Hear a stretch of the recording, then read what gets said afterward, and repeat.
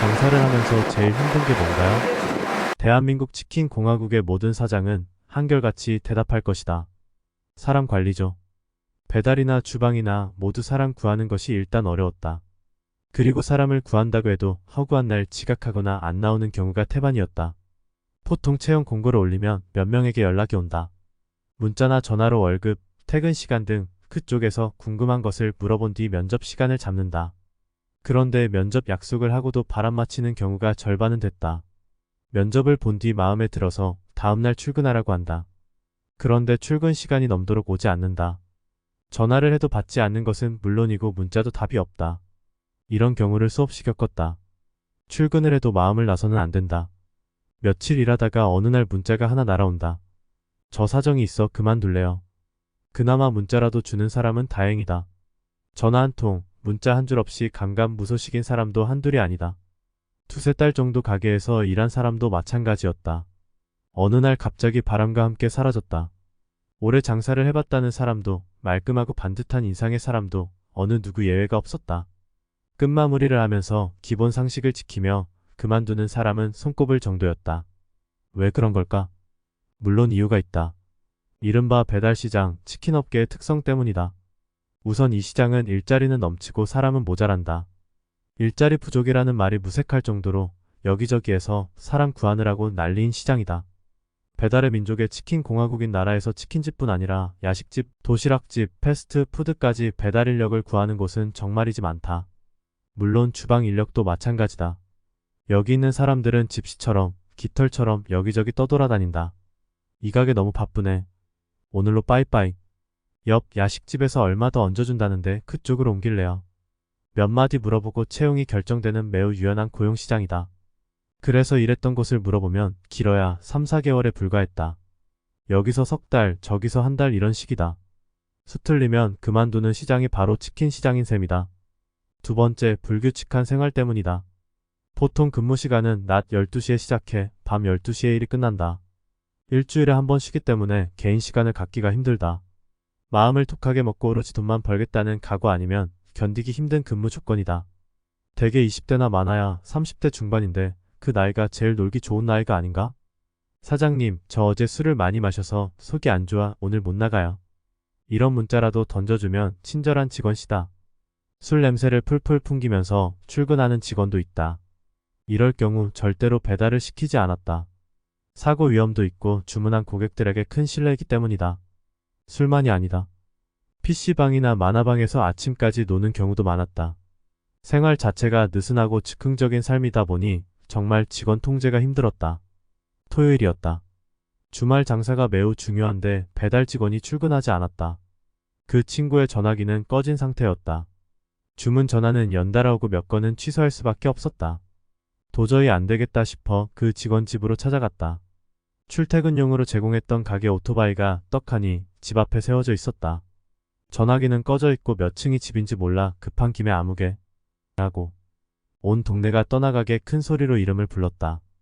태어나서 누구 이름을 그렇게 절박한 심정으로 불렀던 때가 있었나 싶었다.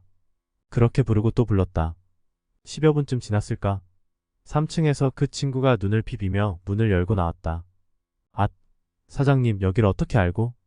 나는 화가 머리끝까지 치밀었다. 너 계속 일할 거야 말 거야? 이 자리에서 결정해라.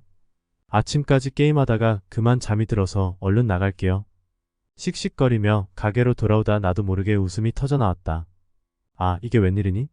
사람 눈도 아랑곳하지 않고 그렇게 목이 터져라 외치다니.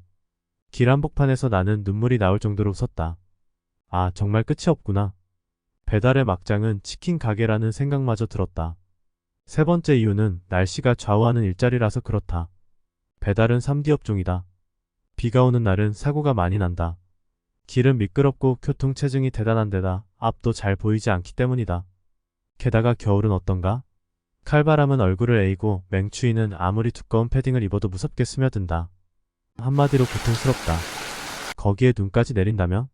최악이다. 오토바이 타고 배달하면 가을만 돼도 겨울 못지않게 춥다. 또 여름은 여름대로 힘들다. 대낮에 아스팔트 위에서 열기가 푹푹 올라오면 뜨거운 프라이팬 한가운데 있는 것 같다. 계단 몇 번 오르락 내리락 하다 보면 온몸이 땀에 젖는다. 그래서 한여름이나 한겨울에는 너무 더워서 혹은 너무 추워서라는 이유로 일을 그만둔다. 그런데 하필 그런 때가 주문은 제일 많다. 너무 덥고 너무 추워서 밖에 나가지 않고 집에서 시켜 먹기 때문이다. 한겨울에는 배달 직원들이 겨울잠을 잔다는 말이 있을 정도다. 아예 겨울 몇 달 동안 일을 하지 않는 사람도 많다. 여름에 혹은 가을에 벌어놓은 돈이 떨어질 때까지 그냥 겨울을 나는 것이다. 그러다 돈이 떨어지면 봄날의 일을 다시 시작하는 것이다. 한겨울에 배달 직원 구하는 건 하늘의 별 따기다. 그래서 여름부터 가을까지 수단과 방법을 가리지 않고 겨울까지 배달 직원을 붙들고 있어야 한다. 그래서 우리는 농담 삼아 함께 겨울을 보낸 직원은 가게에 뼈를 묻을 직원이라고 추켜 세우기도 한다. 여름의 주방은 완전 한증막이다. 하루 종일 물과 콜라를 들이켜 마신다. 선풍기에서도 뜨거운 바람이 나온다. 나는 8월 한여름에 가게를 열었다. 하도 무더워 처음부터 순행식 에어컨을 사서 주방에 들여놨다. 일반 에어컨은 주방에 설치도 어렵고 효율도 떨어진다. 그러나 순행식 에어컨은 실외기 없이 수도꼭지를 연결해 물로 찬바람을 만들어낸다. 전기료가 적게 들고 수도 요금도 예상보다 적게 나왔다. 제일 좋은 점은 대형 에어컨 못지않게 시원하고 빵빵한 바람이 나왔다. 또 여름이 끝나면 창고에 두면 그만이었다. 치킨 가게를 할 경우 냉장고 못자는 필수품이 순행식 에어컨이라고 말하고 싶다.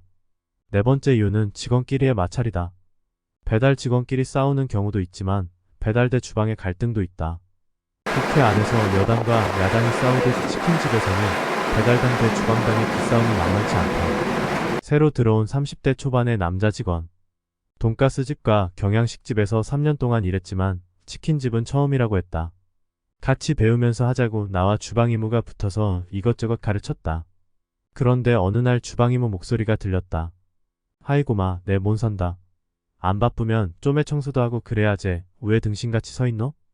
경상도 출신인 주방이모는 가는 기가 먹은 데다 경상도 사람 치고도 억양이 강했다. 얼핏 들으면 늘 성나 있는 듯했다.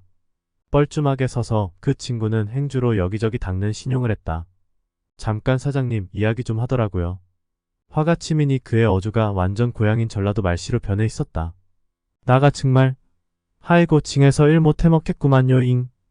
저 아짐 때문에요. 그러더니 앞치마를 벗어서 던지고 그 길로 나가버렸다. 그 한 건으로 끝나지 않았다. 주방이모는 그 뒤로도 무려 5명의 직원을 내쫓아버렸다.